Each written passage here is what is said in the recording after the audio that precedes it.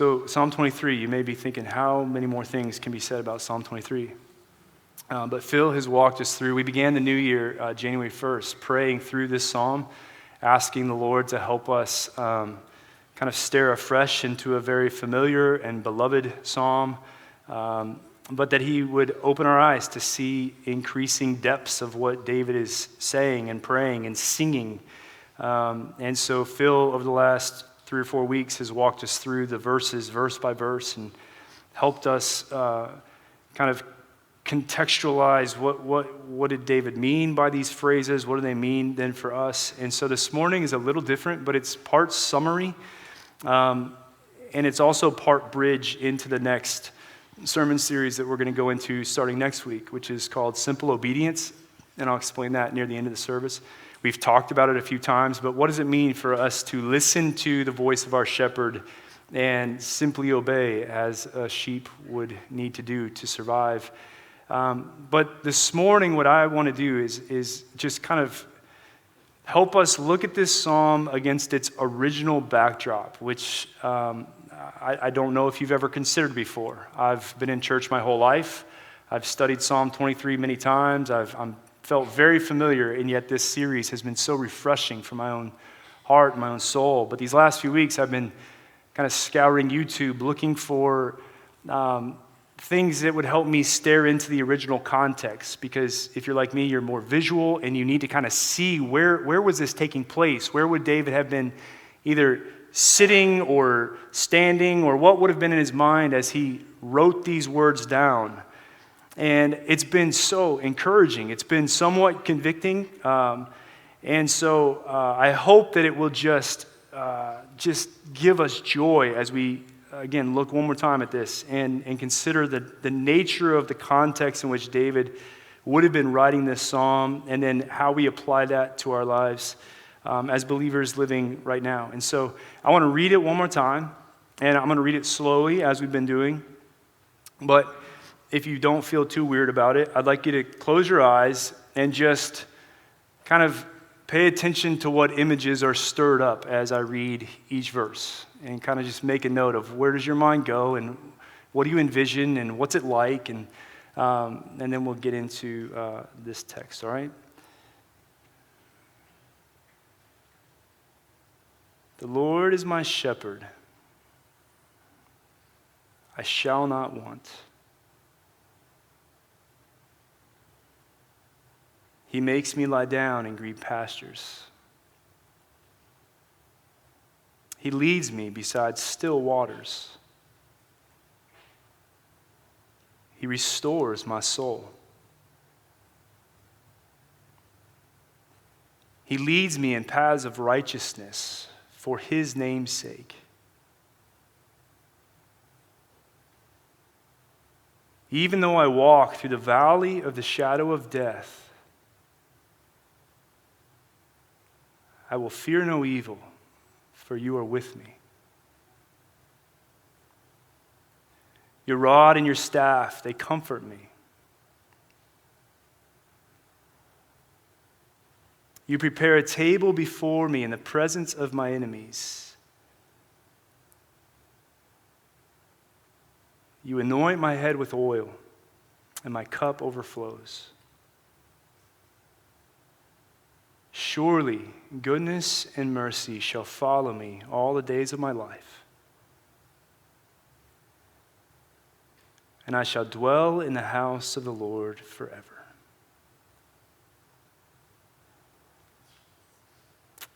So again, I don't know what comes to mind as you hear those well-worn and often traced phrases. Phil's mentioned that this is very often either preached through or sung or read at funerals, which is a fitting context. But I've been really encouraged that this psalm is not a psalm for death, it's a psalm for life. And it's a psalm that's practically instructive for us as to how we live this life and how we understand where we fit in the grand picture of things. And so I call it Grace in the Wilderness, because I want us to consider, again, where David would have grown up and the role the wilderness plays, not just in Psalm 23, but throughout the biblical narrative from start to finish. And I think understanding that context helps us rightly interpret, rightly understand, and therefore rightly apply these passages to our lives, not just to comfort us in death, but to give us hope and joy as we live. And so that's what I've been praying. That's what I've been encouraged with. And I'm just grateful for one more week to look at this psalm. So, Hallie, I can't remember what slide I put next. That's it. So I searched Psalm 23 graphics, just what comes up. And I'd encourage you to do this. Go and just Google Psalm 23 and click the images and just see what ways people are depicting this psalm. This was one of the first graphics I made in preparation for this series at the beginning of the year. And it's beautiful. The countryside, rolling meadows, hills, lots of green grass, sheep that are just very beautifully sitting, standing, grazing their lambs. It's a very serene image. This is the other one that I created, just thinking about how we might think about this. Why? Because lambs are cute, and everybody would love it. And we're endeared to little lambs because baby animals are adorable, right? Unless they're cats, as Phil mentioned, then they're not.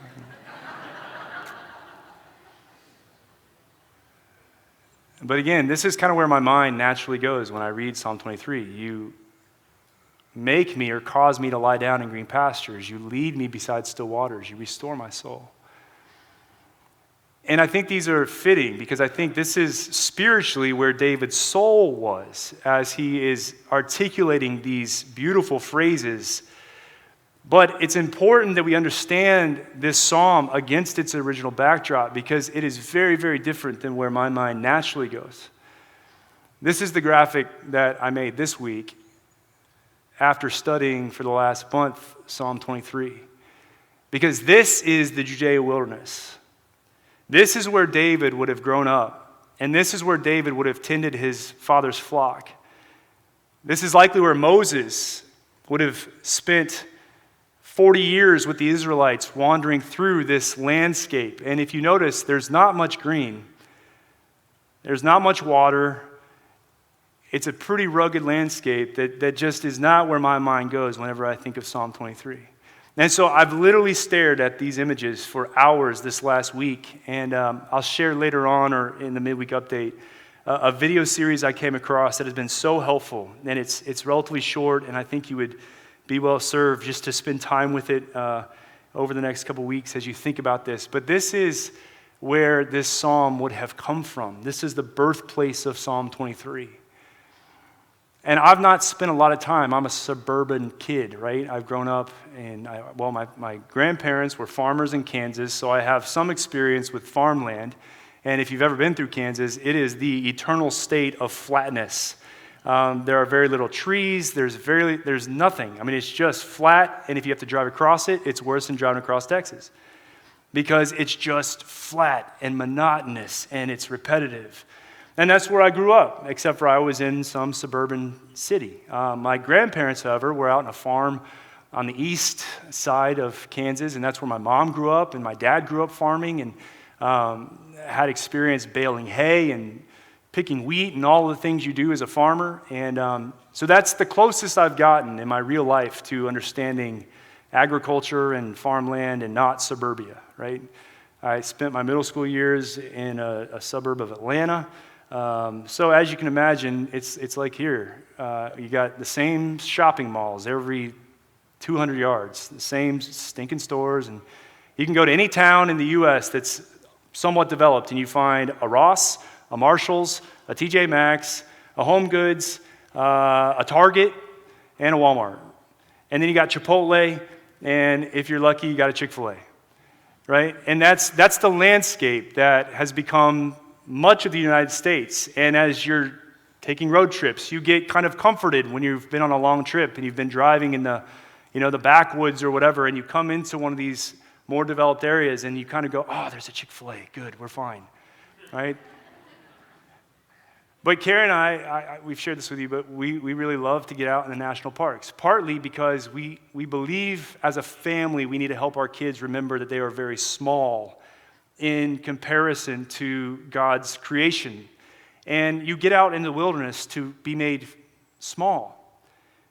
John Piper has a quote, "No one goes to the Grand Canyon to feel much of themselves. They go to the Grand Canyon to be left in awe of the magnitude of the canyon, and you are left feeling very small." We want our kids to believe that they are cherished and valuable and precious, but they are very, very small in the scope of God's creative goodness and world. And going outside of suburbia and getting into the vastness of national parks and the countryside helps you remember that I'm not the center of everything. And there's a lot of beauty that has existed long before I was ever here, and it outmatches and outpaces the greatest accomplishments of mankind in their buildings and their architecture and their ideas and their technological advancements, right? We go stand in the vastness of big national park. You are left feeling captivated by the wonder and the glory of God, the Creator, who understands the deep mysteries of how all of this magical landscape is formed over how many thousands or whatever years.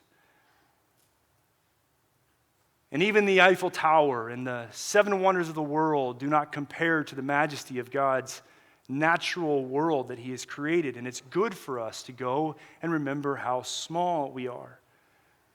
And yet to take hold of Psalm 8, how precious are your thoughts about me? How many are they? If I were to try to count them, they're more numerous than the sands on the shore, and the hairs of my head are known by you. From the lips of infants you have ordained praise, even in the presence of enemies, right?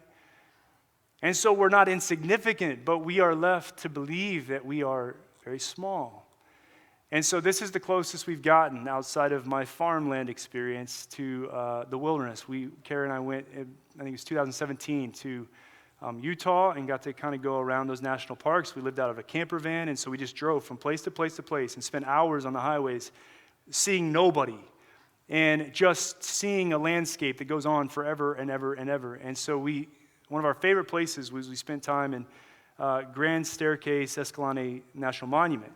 And it's one of the largest pieces of uninhabited land in our country. I forget how big it is, but we asked one of the rangers at the guest shop, not the guest shop, what's that called? The Welcome Center. What can we do that's kind of off the beaten path? And she said, well, here, if you really want to go somewhere, go 45 minutes this way into nothing. There's a dirt road, and you just follow that for 45 minutes. And there's a rock formation. And when you get to this rock formation, you'll see a little sign, and you'll have a little pull off, and you pull off there, and there's 2 slot canyons that you can then go explore. Just make sure there's no clouds or no rain in the forecast, because flash floods are very dangerous, and they can kill people if you go there. So we made sure all of that was in order, and so we took off. I should have given you a picture of this van. It was a converted 15-passenger van that we slept in, had a little kitchen, and so we're driving this thing out of the small development of the town into the wilderness of Grand Staircase, and we drove for 45 minutes, and we felt as if we would never get anywhere at all. I lost a hubcap. In the back of this thing, it's converted to be like a small kitchen thing, so you have a sink that's got a pump for like gray water and washing dishes. You've got a small cooler drawer.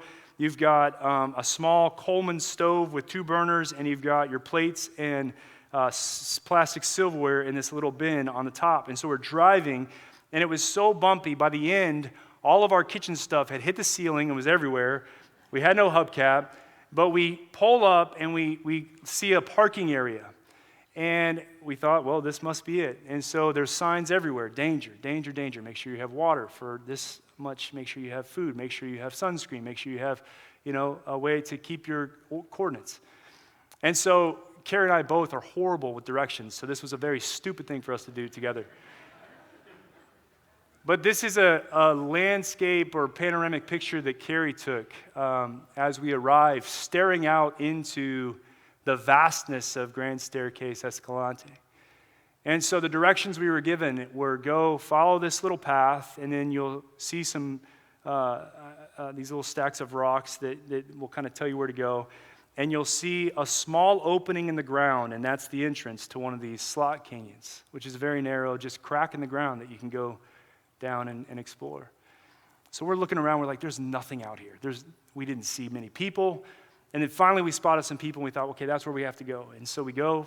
Sure enough, there's this little entrance that you would just totally miss. In fact, animals are prone to fall into these slot canyons and die because they can't see the opening in the ground. And they're just walking along and they fall, and now they're 20 feet down and they're stuck and they die. And so this is looking out as we're trying to find the entrance, which was off to the left as you look at this. And sure enough, you go and you go through this slot canyon, and it was the most beautiful thing. We felt so adventurous. We were so glad we didn't die. At some points, it was 18 inches wide, and so we have a picture where like my shoulders are touching the sides of this thing, and you're sliding through. But you get out the other side of this, it takes you maybe 30 minutes to go through the one slot canyon, and they said, okay, this is a very dangerous part because there's no markers out there whatsoever.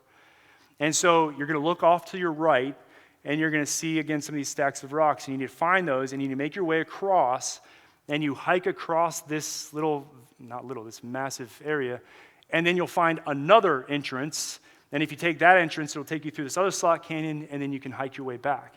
And so this next picture is looking out at a different vantage point within the same area. And again, there's no people, there's no civilization, there's nothing except for vast desert land. And I think this last one is, the little dot is me staring out, and Carrie would sometimes creep and take pictures because we would just stand and just be left in awe, and we just stand silently kind of trying to take in the beauty and the majesty. But it was the most poignant experience in my life of recognizing how the Israelites could wander in the desert for 40 years when it was such a straight route.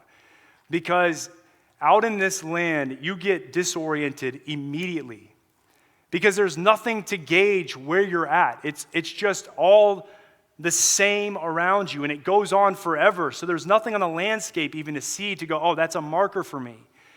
And we made it through, but there was a moment where I thought, I don't know where I am.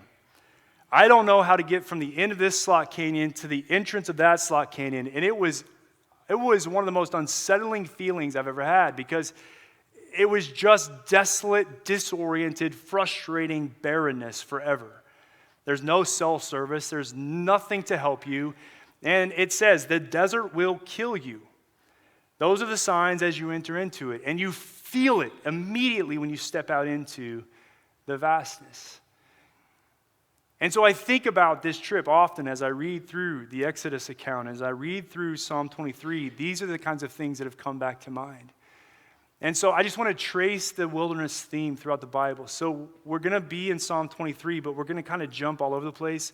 All of these notes, there's a lot of slides because I want to show some pictures and help us walk through this. But it's all on the app. If you go into the sermons, you can get all this so you don't have to figure out how to write it all down. But these are some of the things that we learn about the wilderness that inform how we understand our own orientation in the grand narrative of God's redemptive work as we move towards glory. And so there's 4 kind of narratives we're going to look at, wilderness narratives, and they're concentric. And so the largest one is the grand wilderness narrative that I think we can sometimes miss, that stretch from Genesis 1 all the way to the end of the Bible, Revelation. And then smaller, there are these key wilderness narratives, and they actually trace all the way through the Bible, but there's several that we're going to look at this morning to see how God has intentionally used the wilderness to shape and form a people for himself. And then there's the smaller, which is our communal or corporate wilderness experiences. We as a nation, we as a church, we have our own. COVID was one of those things. You're thrust into a disorienting season where you don't know when it's going to end, you don't know where you're at, you don't know how to navigate it, and everything feels unsettling. Fear sets in, and you just don't know what you're going to do. And so we tend to fret, and we tend to fear, and we tend to get anxious, and we tend to freak out, and that's what's happened over the last 3 years. And the scientific data proved that mental illness is poorer than it's ever been, and anxiety is higher than it's ever been. And so we have all this societal and health and political upheaval over these last few years, and it's felt very much like a wilderness season. And how do we keep our bearings, and how do we hope and rejoice and worship our way through that? When everything that we know and is familiar all of a sudden gets kind of topsy-turvy and we can't make sense of where we are any longer in the story. And then finally, the center is our own personal wilderness narratives. As families and individuals, God has no doubt allowed you and taken you through various experiences and seasons where you felt like everything that was once familiar and solid in your life was now questioned and threatened, and you couldn't tell what God was doing, and you couldn't tell where God was, and you couldn't tell if he was good anymore. And you couldn't even tell if you believed what you thought you believed about the Bible because of circumstantial matters around you. And so these are the four kind of narratives that go on all the time. And yet the personal, the corporate or communal, and the key narratives that take place throughout the Bible are all happening within the grand wilderness narrative that is the totality of our Bible. And I think when we understand that, it helps us think rightly about the Christian life. And it helps us think rightly about the nature of that and how it's supposed to be and how we understand God, and so that we don't become disoriented and hopeless when it goes wild and dry. And so the first one, I think the next slide is it. This is the grand wilderness narrative. So Genesis chapters 1 and 2, we have the creation account. God creates all things in 7 days. The seventh day he rests. He calls it good, and then he calls man and woman together very good. He rests on the seventh day, and chapter 2 kind of fleshes out that account as to how God brought Eve to Adam and how Adam named the creatures and how they were to cultivate the garden and how they were to be one flesh and how they were to be fruitful and multiply as they represented God's character and nature as they ruled over creation. That was God's original intent and design and desire for humanity, was fellowship with him in the garden, no shame, no fear, intimacy relationally with one another, with him, nothing to hide, and just perfect fellowship where we know his goodness and express his goodness in our relationships with one another as we care for his creative world.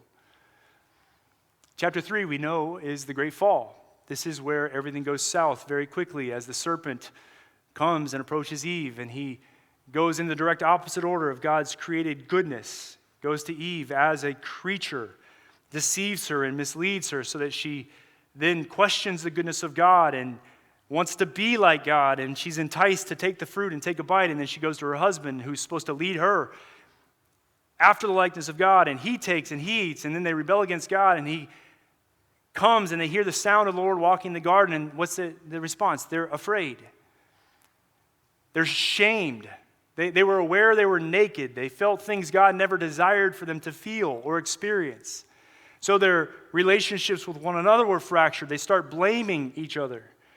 Their relationship with God was fractured. They were afraid of God, who is good, and who had created them and provided everything they needed for a flourishing life in the garden, because they would now know and experience evil and death. And God says, where are you? Not because God didn't know where they were, but he wants them to own up to the fact that they had rebelled against his word. They had failed to keep his commands. And they had believed the serpent, and they had turned from the goodness of God. But it's interesting because Genesis chapter 3, if you have your Bible, you can turn there quickly or you can just listen. But Genesis chapter 3 is a marked point in the whole narrative of what God is doing, and it makes kind of the rest of the Bible make a little more sense. Genesis chapter 3, verse 22, he says, Then the Lord God said, Behold, the man has become like one of us, knowing good and evil. Now, lest he reach out his hand and take also of the tree of life and eat and live forever. Death had entered in. Verse 23, Therefore the Lord God sent them out of the garden to work the ground from which he was taken. He drove out the man, and at the east of the Garden of Eden he placed the cherubim and the flaming sword and turned every way to guard the way to the tree of life. And so God's response in his holiness and his righteousness is not just to rebuke or correct or kind of slap and try to bring them back. In his holiness, he drives sinful man out of the perfection of the Garden of Eden so that they might not reach out and take from the tree of life, because they had now become sinful and wicked people, rebellious in heart against the goodness and the holiness of God. And this is critical for us to understand the role of the wilderness in the grand narrative, but in our personal and corporate lives as well, because everything that we experience is under the context of humanity driven from the perfection of the garden. Now, that's not the end of the story as we know, but we have to keep our orientation as to how we fit, because from Genesis chapter 23 and chapter 3 verses 23 and 24, everything between those verses and what we see in Revelation chapter 21 verse 1 through Revelation 22 verse 5 is a wandering people who have been driven out. We're not just misplaced, we're not just lost, we're not just wandering. In God's holiness, He has driven sinful humanity out of the paradise of Eden, because we must be a holy and righteous people to get to inhabit the holiness of the garden.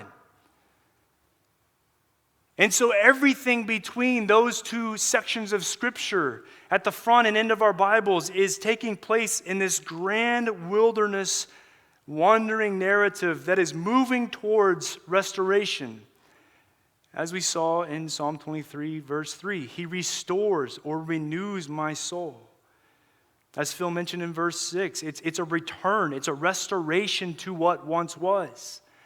And so everything about our lives is moving towards a final restoration, but we're still living in that bracketed chasm between the full restoration of all things. And so the next grand narrative is these key wilderness narratives are Abraham, Moses, and the Exodus story, David and Jesus. So Abraham, he's living in the land of Ur, which is northeast of where we know Jerusalem and Israel and Palestine to be. He's a shepherd. He's tending flock, and God disrupts his life and says, Abram, I want you to leave the land of your fathers and go to the land that I will show you. Well, where's the land? Don't worry about it. I'm going to show you. Well, where do I go? Just go. Well, what do I do? Just go to the land that I will show you. Why am I going? Here's the promise. I'm going to make you into the father of many nations, so vast and so large that they won't be able to be counted, your heirs, your ancestors. But I'm old. My wife's old. We can't have a kid. There's no way we can have an heir. Go to the land that I will show you. Where does Abram enter into? A journey southwest into what will become the wilderness towards Canaan, which is the promised land. Abram's wandering around. He can't make sense of his life. He's still not got a child. He's been waiting for years. Sarah can't have a child, so he takes matters into his own hand. And by Sarah's instruction, she says, why don't you lay with my maidservant and she'll give you an heir. And so sure enough, he does, and Ishmael is born, and it creates all kinds of tension and disrupts their peace and their joy, because in the wandering, he couldn't see how God could possibly be faithful to the things he promised, because circumstantially and physically, they were well beyond any hope of that child entering into the world. And this is what we're prone to do when we're in the wilderness season is, God, I can't tell how you could possibly be faithful to your promises. There's no way. Look around me. There's no way you can come through on what you have promised me. It doesn't make any sense. I can't see it. I can't feel it. It doesn't rationalize with me. And we're prone, like Abram and like we'll see Israel, to take matters into our own hands thinking, I'll make this happen on my own. And every single time we try to do that, it brings disruption of our peace and our joy because we've sinned against the command of God. Abram ends up settling, and he does have a son, and that son bears more children. And those children, Jacob becomes Israel, who is the father of the nation, and he has sons, and they become the tribes of Israel who settle in this land. And from that comes Moses, who is tending his flock, as Phil mentioned earlier on. He's out shepherding. And what does God do? He disrupts Moses' life, and he says, I want you to go to Pharaoh, and I want you to tell him to let my people go. Right? Because Israel had been enslaved for 400 years. And they were being exploited to build Pharaoh's kingdom and his name and his glory.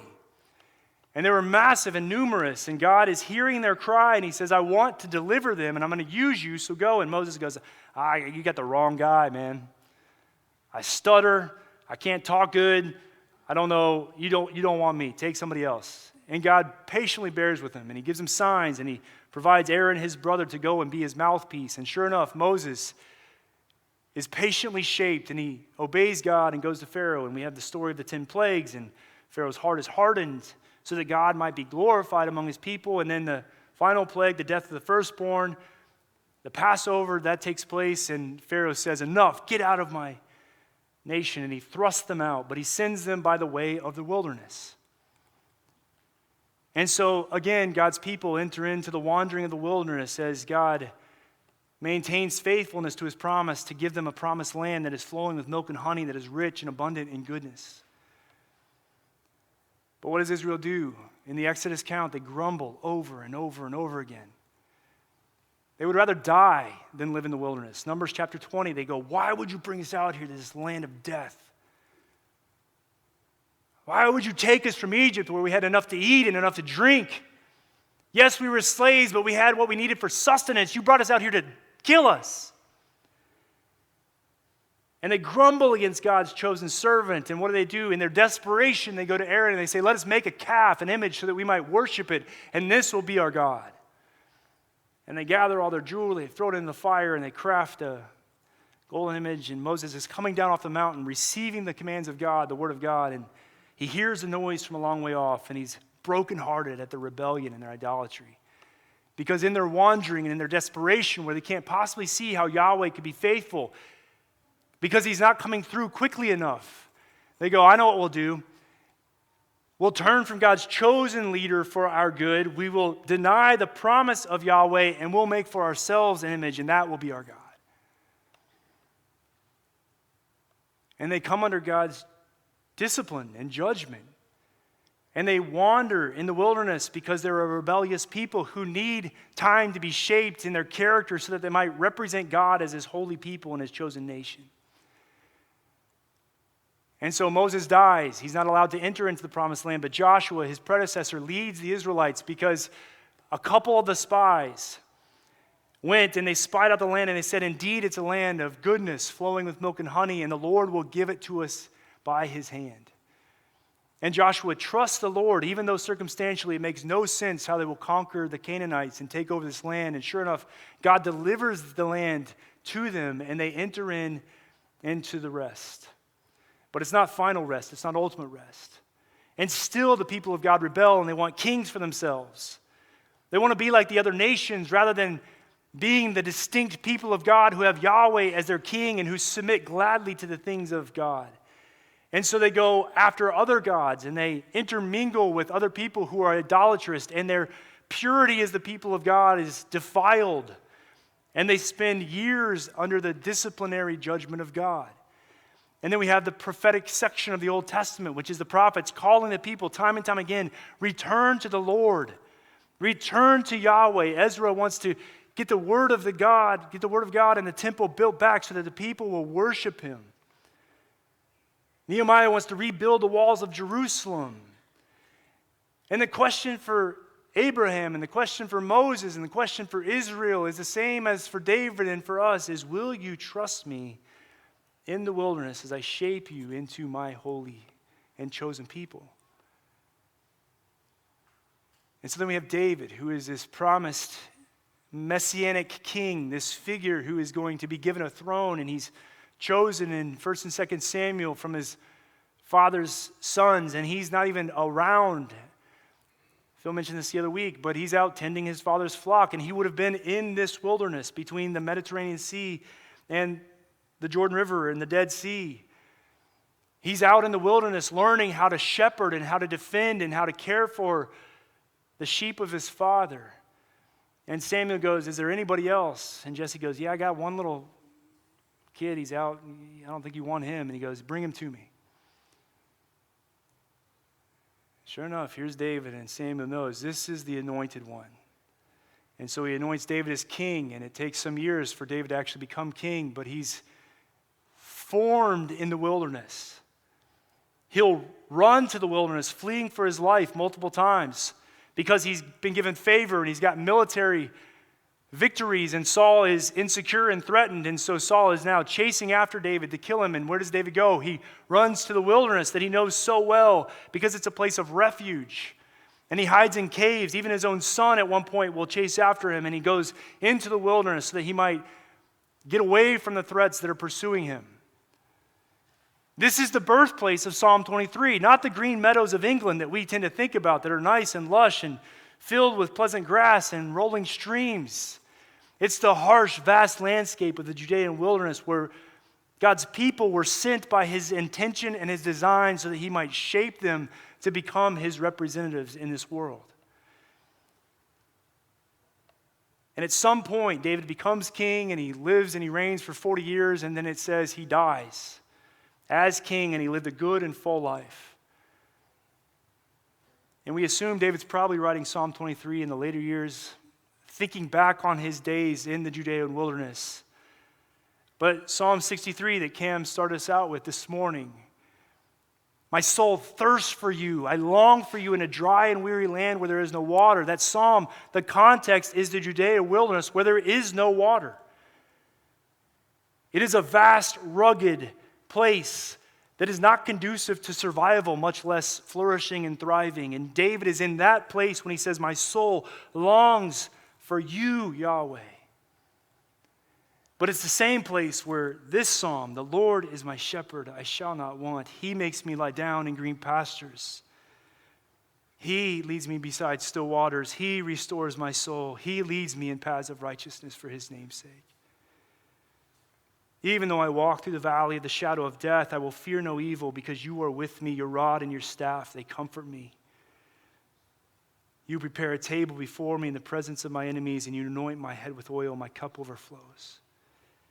I am convinced that goodness and steadfast love shall follow me all the days of my life, and I shall dwell in the house of the Lord forever. Why? Because the Lord had been his shepherd, and he had led him through the darkest valleys of the Judean wilderness, and he was king who was given a throne, and whose son would build a temple, and whose promise was that the throne will endure forever, and the Messiah shall come from you. But we have to understand that context if we're going to understand the implications of our own lives. The final figure in the key wilderness narrative is Jesus himself. Jesus shows up after 400 years of silence, of darkness, of quiet, of heartbreaking silence. And then John the Baptist is what? The voice crying where? In the wilderness. Right? Out of the place that the people of God had been led because of the rebellion against God, where God would form them to become his people, out of the place where David would be formed as a shepherd boy and would retreat to when his life was in danger. From that wilderness, this voice cries saying, prepare the way of the Lord, the Messiah, the promised one. The root of David, the stump of Jesse, who will grow up before us and will be the King of Kings, the mighty God, the everlasting Father, the Prince of Peace. And so from that wilderness, the prophetic word of John the Baptist comes saying, the kingdom of heaven is at hand, repent and make way for the promised one. And Jesus comes forth. And where does Jesus go? Right before his earthly ministry begins, where he will fulfill righteousness for us. The wilderness. Right? He's baptized in the Jordan River. So on the east of this Judean wilderness, he's baptized. The dove descends, and it's a transfiguration where Jesus hears the words, this is my son whom I love, with him I am well pleased. And what does God do out of his pleasure for his son? He sends him right back into the wilderness. And we don't really know exactly where Jesus was, but I wouldn't be surprised if Jesus traced back through some of the same places where Israel had failed to trust Yahweh in their wandering years, to undo the faithlessness of the Israelites, and to reverse the curse of sin by fulfilling perfect righteousness. What happened to Jesus in the wilderness? He was tempted for 40 days. Right? He had fasted, he was hungry, he was tired, he was weary, he was at his weakest. And by God's design, he takes his son into that wilderness so that he might be tempted by the deceiver. For what purpose? So that he might undo the curse that we have incurred by our faithlessness. Satan reversed the blessed order of God by becoming creation, deceiving Eve, who deceived Adam, who together rebelled against God. And God's design and intent after Genesis chapter 3 is to crush the head of the deceiving serpent. And he is going to undo what Satan had undone. And so he sends Jesus, the promised one, the fulfillment of Moses, the fulfillment of David, into the wilderness of testing in his weakness so that he might fulfill what we can never do on our own, which is perfectly trust his Father against the temptations of the evil one. Who's going, hey, aren't you hungry? I mean, the Judean wilderness is filled with rocks. This makes a lot of sense. Just grab one of these rocks. If you're God, just make it a loaf of bread and satisfy your hunger. And what does Jesus say? Man shall not live by bread alone, but by the very word of God spoken to us. Look at Deuteronomy chapter 8 real quick. What time we got? Oh, man.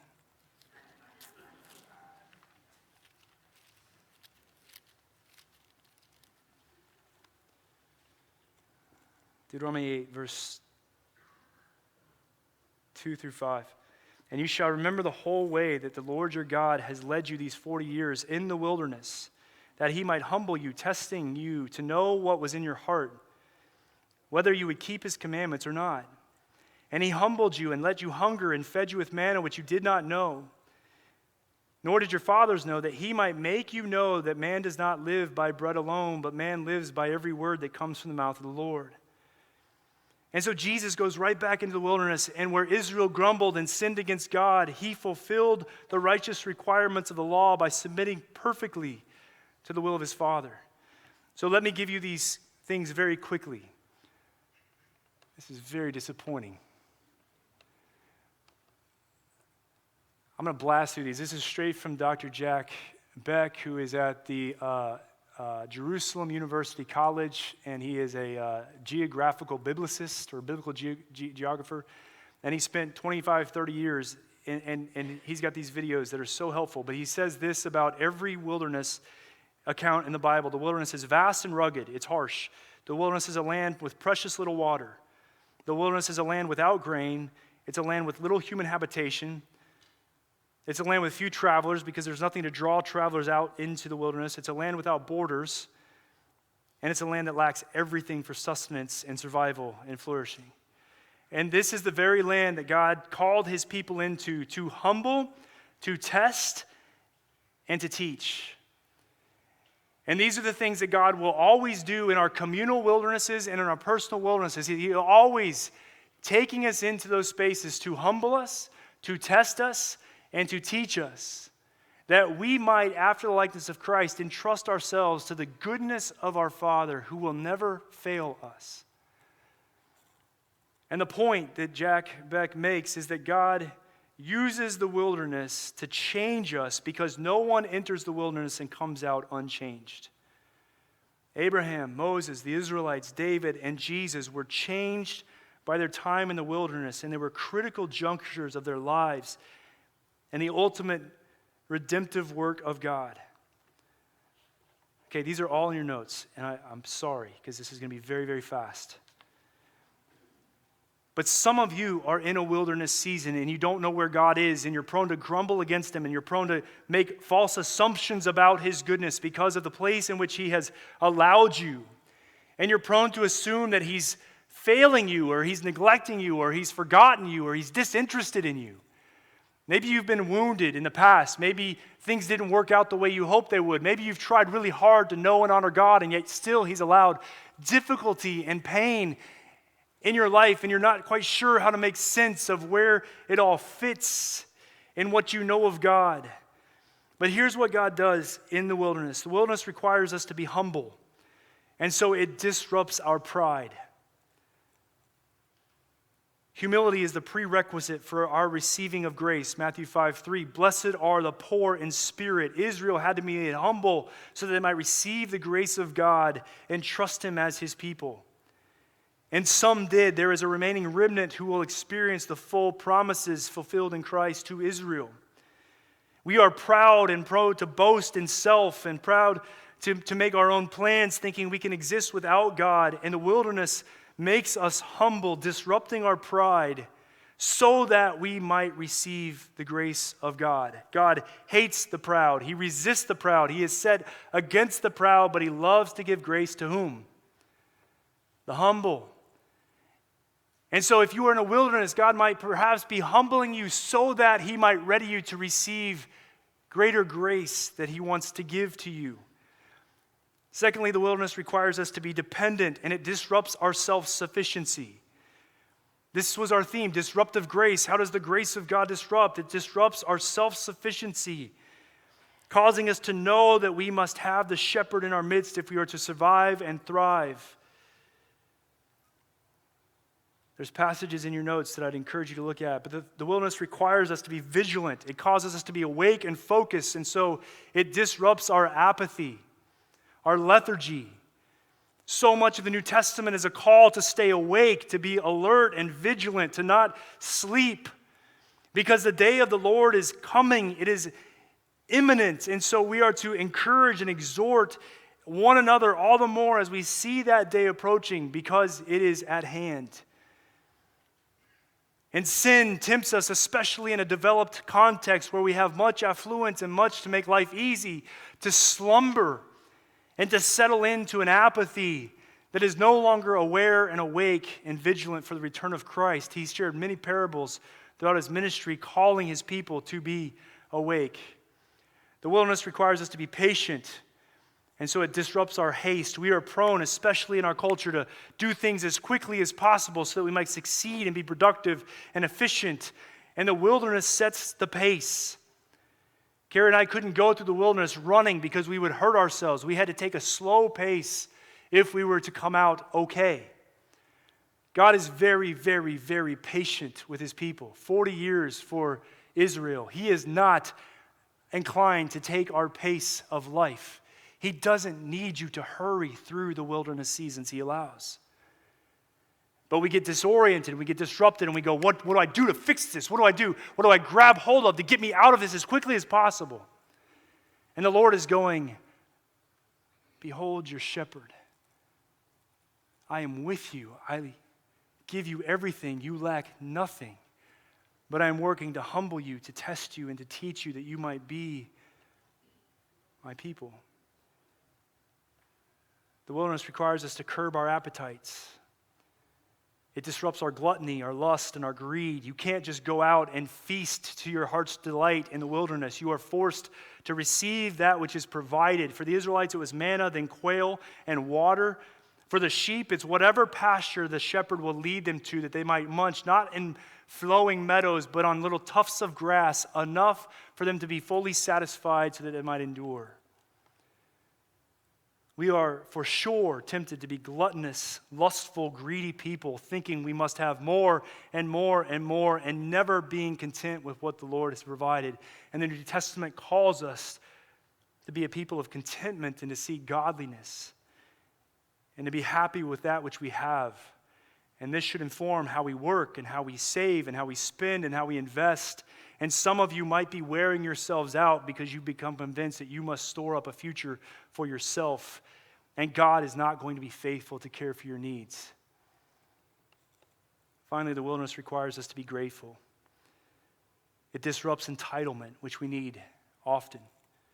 No one in the wilderness can be entitled because they must be dependent on the care of the shepherd who will feed them and nourish them and care for them and heal them and protect them from enemies. And so the sheep who are well cared for are not an entitled people who grumble and bicker and bite, but they are a grateful, contented flock that delight to hear the voice of the shepherd because they are convinced that his goodness and steadfast love will follow them as he leads them through the wilderness, from pasture to pasture until they return back to the security of the pen. And this is where the Lord has promised that we are headed. What many of us hate is the wilderness reveals our idolatry, which are our false hopes. And that's why many of us resent it, because we are very much like Israel, who look back to Egypt to go, why would you take me from that place into this place just to kill me? And yet God in his goodness is freeing us from slavery and from idolatry, testing us, humbling us, and teaching us so that we might boast in the faithfulness of God, our shepherd. But if we're to boast in his faithfulness, it requires us to be led into and through seasons and circumstances that require him to be faithful, which means they bring us to the end of self. And our pride is broken down, and we are made a grateful, humble people who boast in the goodness of our shepherd. So finally, our reaction in the wilderness proves rather than disproves how frail and needy we actually are, and how truly dependent we must be on the presence, the guidance, and the protection of a good shepherd. Every other cistern, every other drinking well, every other pasture that we seek outside of Christ will leave us hungry and thirsty, which leads to despair because we can never be satisfied. But the wilderness ends for Israel in Canaan, the promised land. For Abraham, he is counted as righteous before God. For David, he is king and reigns and dies at the end of a good life. For Jesus, he is exalted to the highest place at which every knee shall bow and every tongue confess. And for us, it's Revelation chapter 7. He who sits on the throne will shelter them, those who are his, who have trusted his guidance with his presence. They shall hunger no more, thirst no more. The sun shall not strike them, nor any scorching heat. For the Lamb in the midst of the throne will be their shepherd, and he will guide them to springs of living water, and God will wipe away every tear from their eyes. This is where he is leading us. And so take heart in the midst of your wilderness seasons. Look to the shepherd. Let him humble you. Let him test you. Let him teach you. And faithfully, by grace, within the context of the people of God, entrust your life and your future to the goodness and the steadfast love of God. And that's how we want to orient our lives as God's people here at CCC. So I blasted you. I'm sorry. If you want the notes, they're all there. I'll send you mine. But this is the context in which the beauty of Psalm 23 comes. And this will be the context against which the beauty of our lives as dependent sheep on our shepherd will bear witness to the glory of God in Christ in this world, which is barren and fruitless and cannot satisfy.